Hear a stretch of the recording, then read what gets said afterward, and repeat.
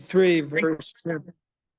The Tamat Sarah, the Kiryat Arba, He Chevron Be'eretz Canaan. And Sarah died in Kiryat Arba, which is Chevron in the land of Canaan. Vayavo Avraham, Lespodu Sarah Livkota. And Abraham came to eulogize Sarah and to cry for her.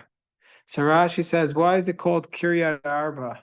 Why is it called the city of 4? So Rashi says because there were 4.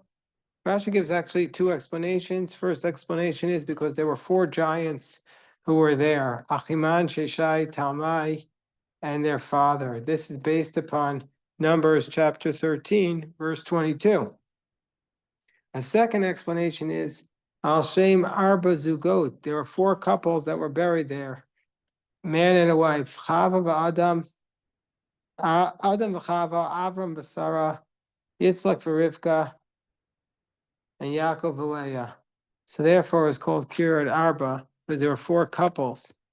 Even though there were 8 people, they named after the 4 couples. They're buried there as couples. And then Vayavo Avraham was Bodu Sarah with Kota. Avram came for Sarah to cry for her, eulogize her for cry for her.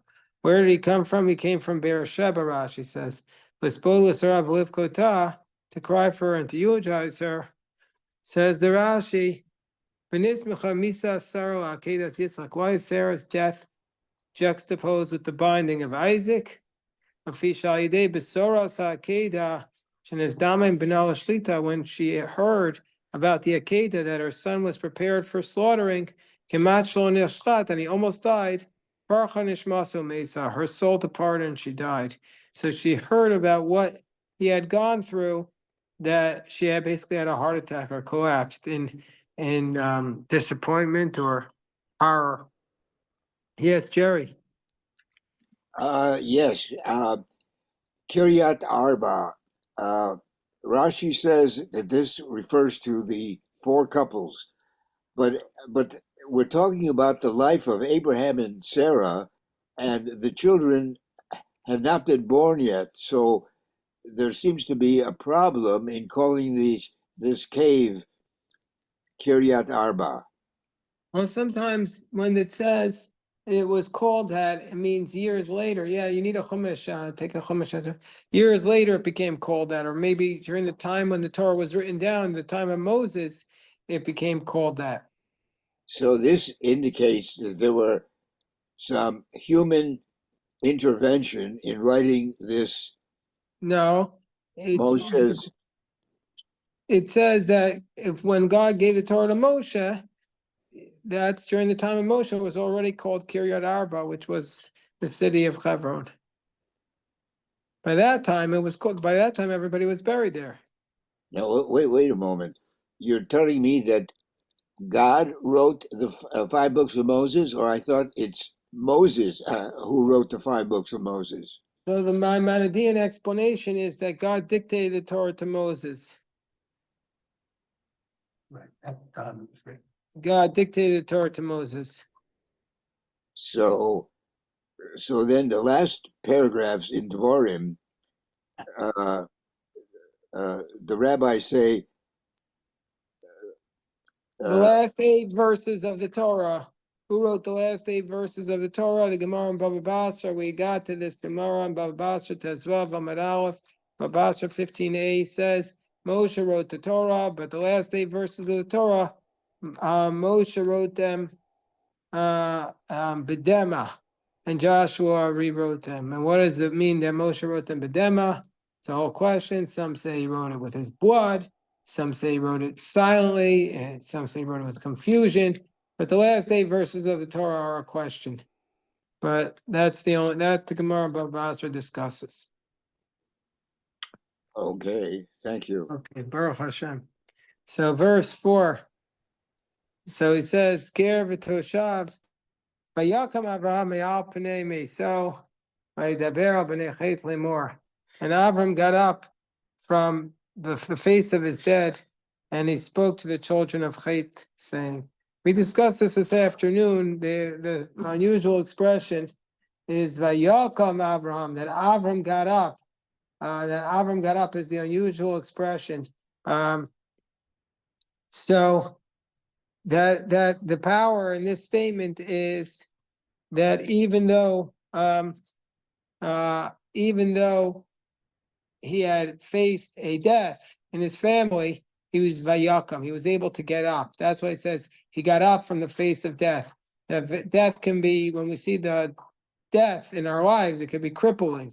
It can be debilitating. It can be devastating. Hello, Eitan, hello, Jeff, Moshe, Ezra, Baruch Hashem, everybody's here. So, so that's what it's saying, that Avram got up in the face of this death. Chapter 23, verse 4. So then Avram says, he spoke to the children of Chet, and he says, Ger v'toshav anochi imachem. He says, I'm a ger and a toshav with you. What's a ger, a toshav? And then he says, Tinu yachuza kever imachem. He says, give to me a burial place with you, and I will bury my dead from before me.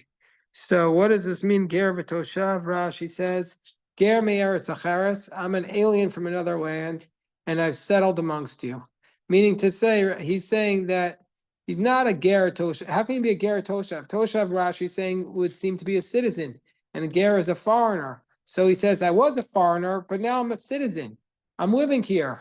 I got my passport. I got my citizen status. Let me have a burial spot.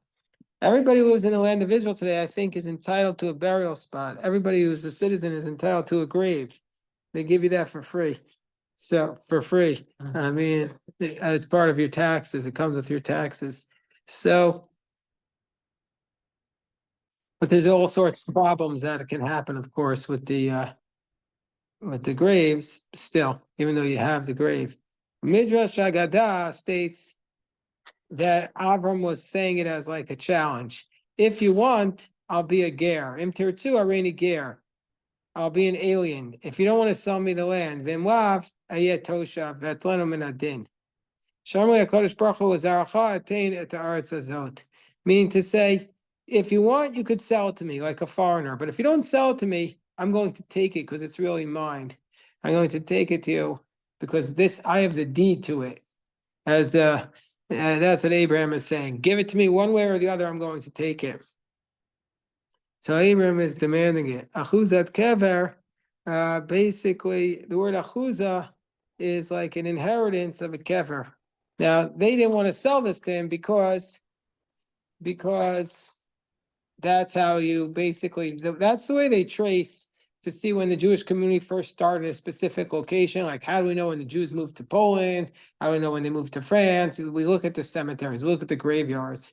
That's the way you can mark your space. So that it's not just that they didn't want to give him a graveyard. Yes, Jerry. And excuse me for a second while you're speaking. Yeah, I have people.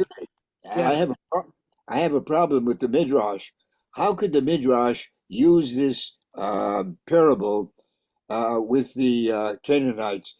I'm sorry, with the Hittites, quoting the our Tanakh, which where God promises the land of Israel to the Jews.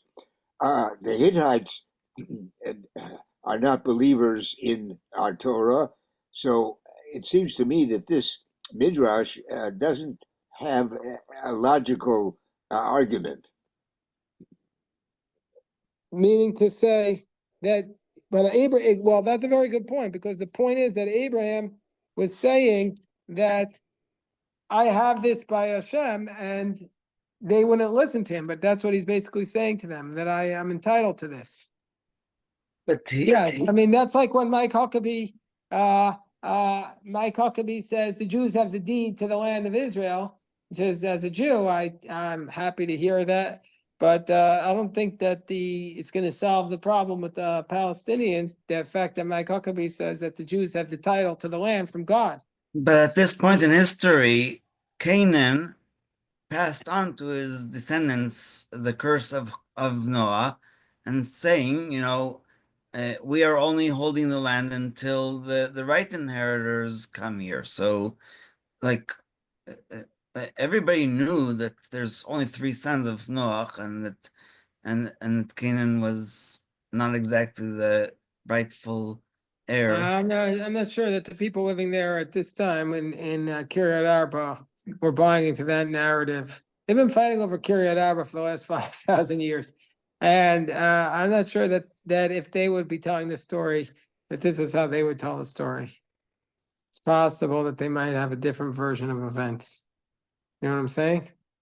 So, anyway, Avram was saying, "I want to buy it," and that's also, I mean, it's an indication that they don't want to sell it to him because they know it's at stake. They want to let him bury the dead there, but they don't want to sell it to him. They want to say, like, bury it as part of our land, but not that you will claim ownership over it. It's that's what their answer is.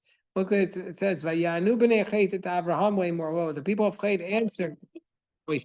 They said, "Shema'enu Adoni, listen, my Lord. Nisi Elohim ata b'sochenu. You're a prince of God in our midst. B'mivchar kivarenu kevoras metecha. With the best of our graves, you could bury your dead. Ish mimenu es kivro yucham imchamik for mesecha." Just a literal text. They're saying, of course you can bury your dead in one of our graves. We'll give you one of our graves, but we're not going to give you a family burial plot here, which is a different level. Like, we'll give you, like, if you want to put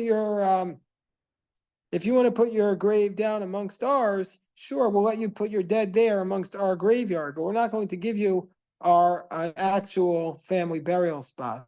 We have a crypt, and you can put your body in there. Rashi says, "Lo yechla," will not withhold, means lo yimna, will not hold back.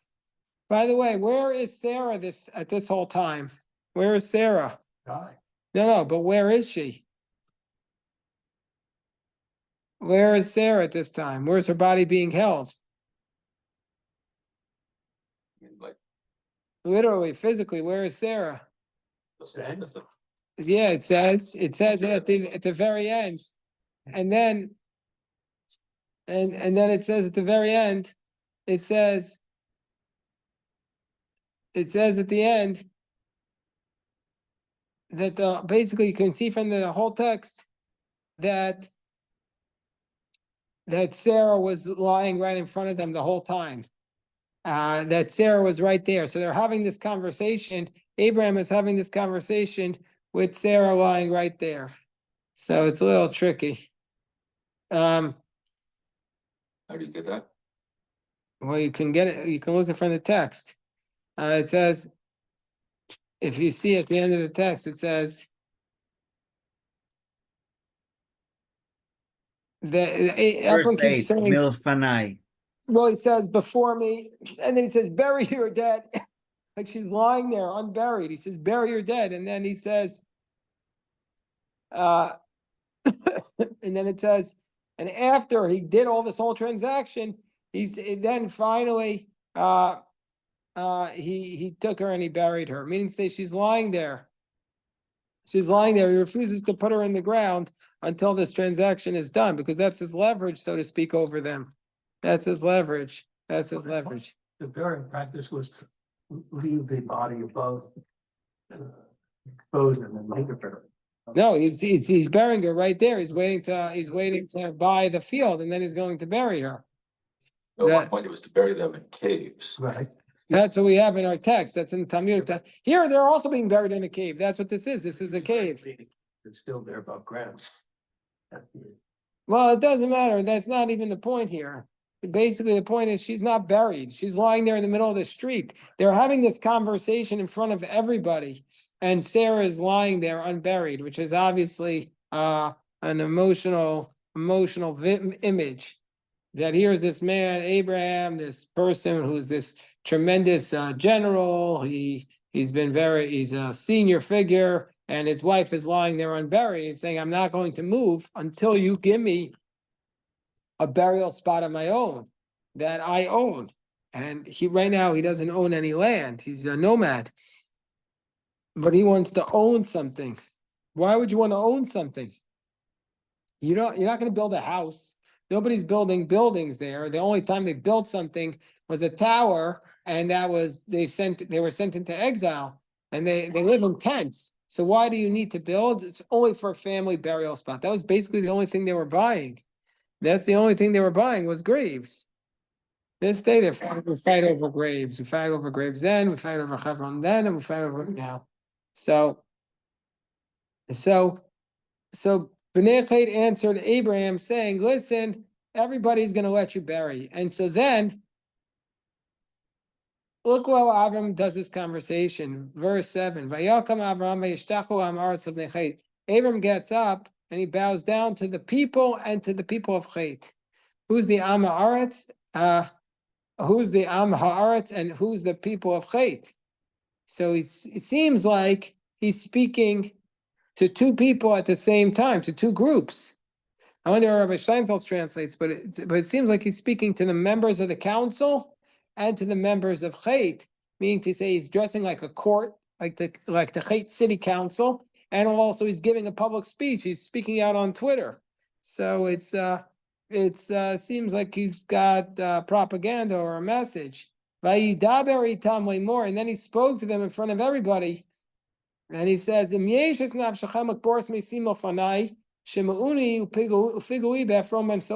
of a sudden, Abraham says, and this is where you see Avram is so clever here. He says, if you have amongst you, I want to bury my dead from before me. Again, this reference that the dead body is lying right there. Let me bury my dead from before me.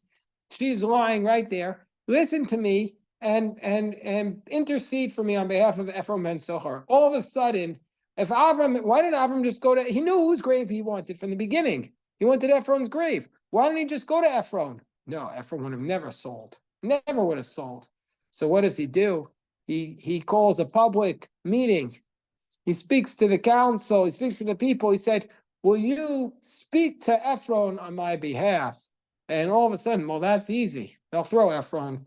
And also, by the way, the other thing we have to remember is Avram, it's always better when you have the conversation if you're carrying a gun in your pocket. Let's remember that Avram was a general and he defeated the four kings. He wasn't just a single guy coming along. He was a mighty warrior. So Avram said, if Figui Ephron ben Sochar, basically, can you please intercede on my behalf with Ephron?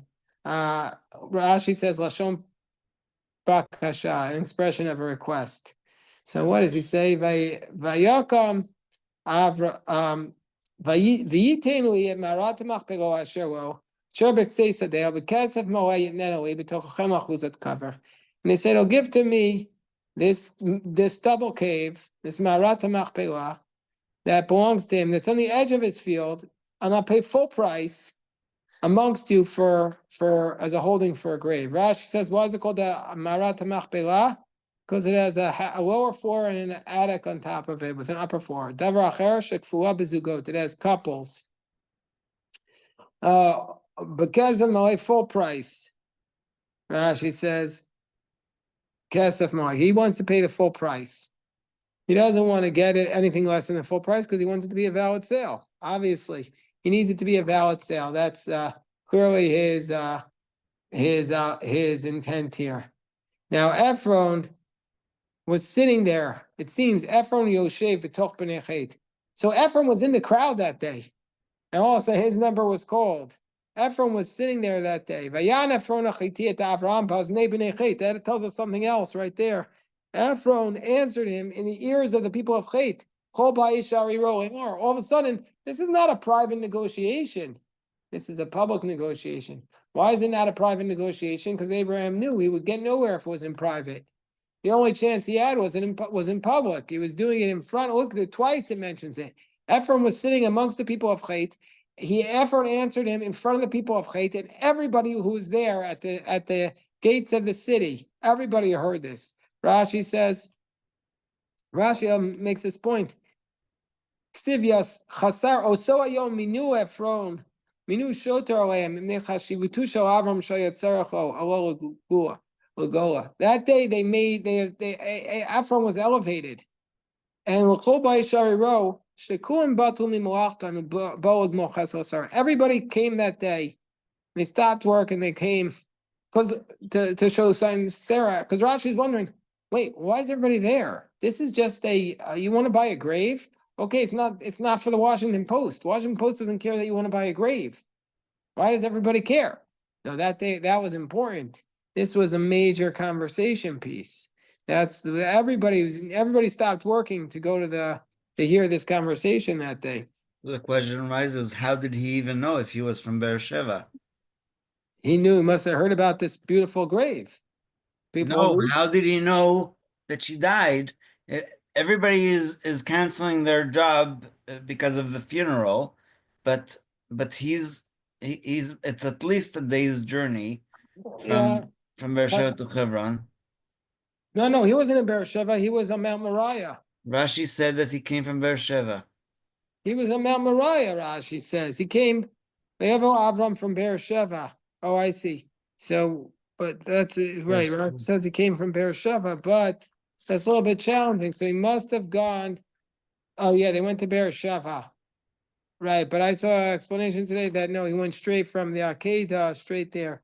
So he was in Beersheba. So how did he know she died? That's not so much a problem, meaning like They he, sent he, him a he was message. he was an Avi, but I'm saying like everybody in Hebron, stopped work only after knowing that Avram comes. Like there's a little bit of discrepancy there. Like it's sorry, Yeah, I know. I mean, it's there's some gaps here. You're right, Rabbi Yosef. We haven't figured out some of these gaps. But okay. So they say in verse, yeah, Was he there by himself? Abraham was there. It doesn't say anybody was with him. You think of, if you describe him as a major general, They weren't. It didn't say anything was with him. We know he had people in his home, in his household. It doesn't say that they weren't there. Right. It doesn't say they were there. It doesn't say they weren't there. So we don't know. But he's doing this conversation by himself. So then it says, "Lo Adoni Shemaini." Ephron doesn't want to sell. He says, "No, listen to me. I'll give you the field, and I'll give you the cave, in front of everyone. I'm giving it to you." Meaning to say, and Rashi right here, he's right on it. He says, "Lo tiknei I'm not letting you buy it. I'm going to let you use it. It's like I gave it to you. Like functionally, it's the same." Basically, Avram is using his wife's death as an opportunity to buy land, which he otherwise would have had no ability to buy. He never would have had ability. They never would have sold it to him. But because he has his wife lying there on the funeral bier, her body on the open casket, so to speak, waiting to be buried. Now Ephron's like, okay, bury her. But Avram says, no. Again, Avram does not address Ephron. He speaks to the people. He speaks to Ephron in front of everybody. And why does the text keep needing to emphasize this? Only because that's the point. It's a public discourse. He says, if you'll just listen to me, Nasati take my money and I'll bury my dead there. Take my money, I'll bury my dead there. Rashi says, he says, you tell me to listen to you and to take it for free. I don't want to do this. But if you listen to me, I would have given it to you already. Basically, he's telling him, I'll give it to you. You have no choice. Mayan Ephron et Avraham Morlo. And so Ephron answers him, Adoni Shemaini, my master, listen to me. Eretz Arba Meo Shekel, Kesef Beniu Ben Chamehi, Vesmeischa Kavor. And that's another proof. He's like, bury your dead already. Just bury her. What's 400 shekel? Bury your dead. So Rashi says, this is like suddenly it's an astonishing amount. We have no way of really comparing how much it is, but we know that the text speaks about, in other cases, we talk about 50 shekel for like redeeming your personal value. So 400 is, I don't know, it seems to be bigger than any single amount that we see in any other context in the Torah. It's an incredibly large amount. Incredibly large amount. So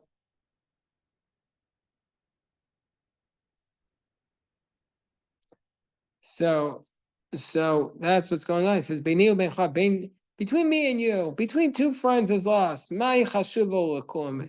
Hanachas hamechar as meslach kavor. Bury your dead. I mean, meaning say, what's a 400 shekel? That's a good joke. That's how they negotiate in the shuk. Oh, what's 400 shekel between friends? תאמין לי, זה עולה יותר. Yeah, I mean, Believe believe me, me. it cost me more than I'm Yeah, saying. I'm losing money on this deal. That's what Vayishma Avram Elefron. My good friend. Yeah, I mean, it's like whenever anybody says, "Well, we're friends," I know that he's charging me more. Vayishma Avram Elefron, and Avram heard Ephron. Vayishko Avram Elefron es the kesef.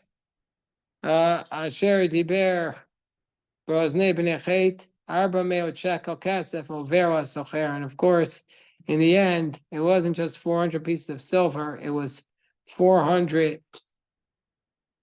Yes, they're amazing.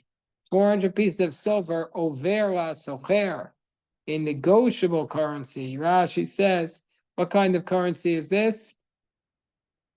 Rashi says, this was basically the best currency that Ephron is an example of. Rashi colored my reading of this for many years, but now I have a different reading, as you might have intuited from the way I'm reading it.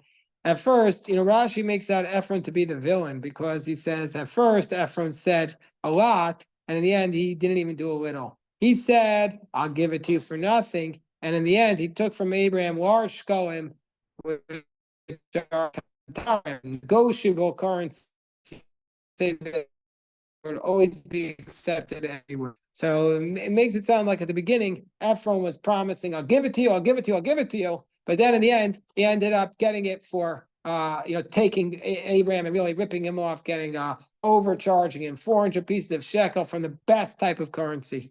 But the way I've been reading it the last few years is not like that. Is that really Abraham pulled one over on Ephron? Ephron had really no desire to sell this, and Abraham cornered him through this public discussion and forced him to sell it. And Ephron would have been very happy to let him be buried there at no charge, but he didn't want to do that. So okay, let's stop here to David. One last comment, Rabbi. Yes. The grass says that this is the only time that Ephron is without the Vav, like Rashi said. Ephron in Gematria is 400. Geschmack. Without the Vav. Beautiful. Out the Bob is 400. Yeah, beautiful. Go, that's the Maharal. All right. The Gra. The Gra or the Maharal? Who said that? The Gra, I believe. But The Gra. Beautiful. Okay, let us stop and